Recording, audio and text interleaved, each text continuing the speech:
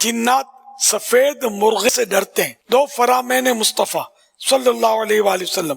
Number 1، سفید مرغ رکھا کرو، اس لیے کہ جس گھر میں سفید مرغ ہوگا تو نہ شیطان اس گھر کے قریب ہوگا اور نہ جادوگر ان گھروں کے قریب ہوگا جو اس گھر کے ارد گرد ہیں، نہ دوسروں کو بھی پروٹیکشن ملے گا، قرب و جوار میں جو گھر ہیں ان کو بھی. نمبر 2، سفید مرغ کو برا والا مت کہو، اس لیے کہ یہ میرا دوست ہے اور میں اس کا دوست ہوں اور اس کا دشمن میرا دشمن ہے.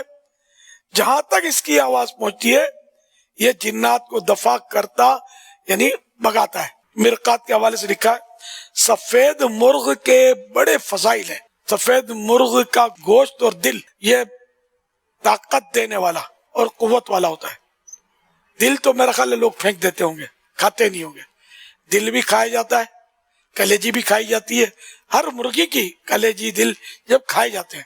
اور آنتوں میں تلی بھی ہوتی ہے، ایک کلیجی کلر کی گولی ہوتی ہے.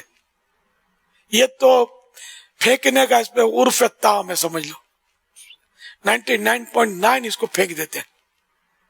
لوگوں کو پتہ ہی نہیں کہ کھائی جاتی ہے، بالکل کلیجی ٹائپ کی ہوتی ہے.